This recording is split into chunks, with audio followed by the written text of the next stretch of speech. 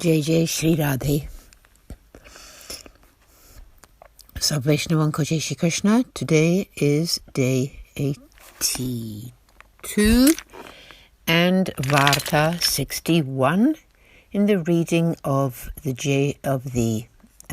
252 Vaishnav disciples of Sri Gosaiji.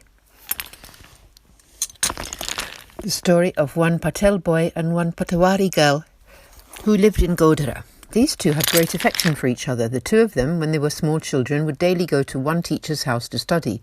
Some time later, the Patwari got his daughter married off when she had grown up. She was to live in a village at a distance of about 40 miles after her marriage. It was quite some time before she was mature enough to go to her in-laws' home.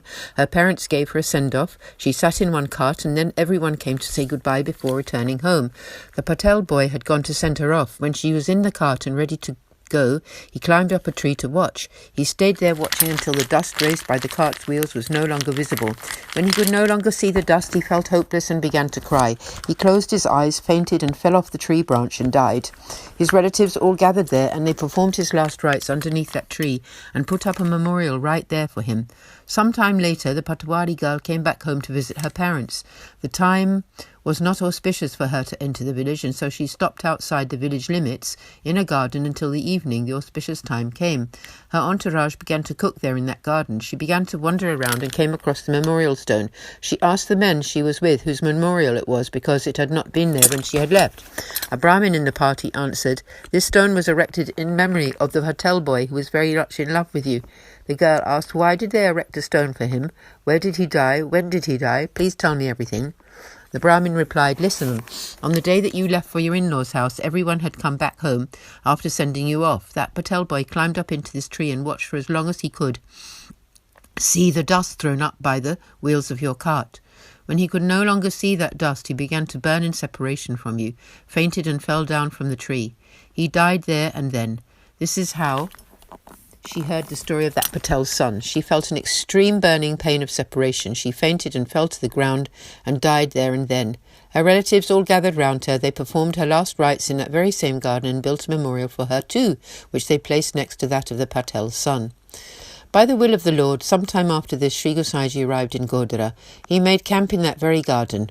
All the local Vaishnavas gathered there. They all bowed to Sri Gosaiji. He inquired of them to whom his memorial stones belonged.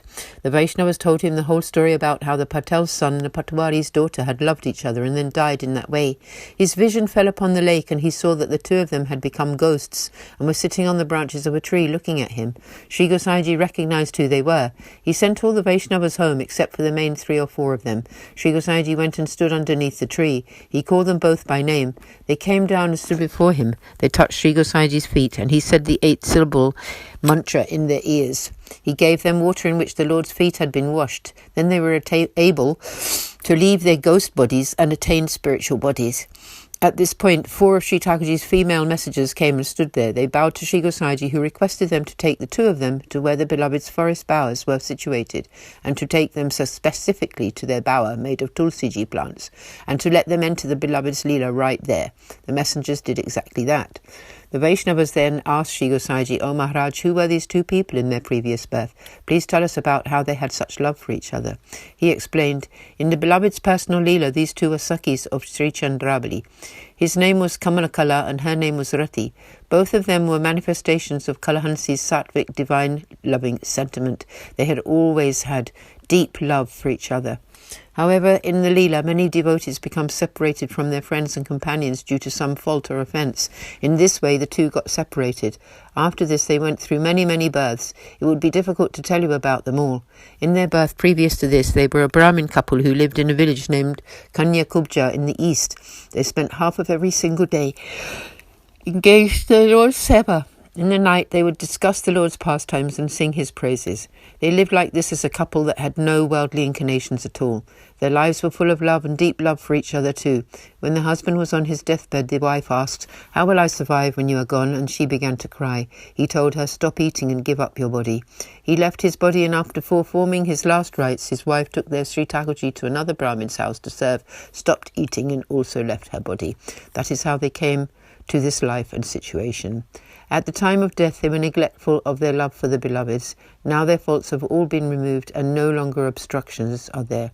They have reached the eternal Leela. Bhav Prakash. This story teaches that the ultimate, most valuable thing is one's seva to the Lord. Involvement in worldly love causes seva to diminish and drop away.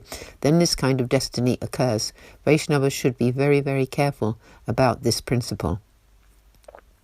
Thus concludes Varta 61, the story of one Patel boy and one Patwari girl, who are both recipients of Sri Gosaiji's grace and accomplished Vaishnavas. There is no end to their tale. Thus concludes our reading for today. We continue tomorrow with Varta 62. So Vaishnavan ko Jai Shri Krishna, Radhe Radhe Ji.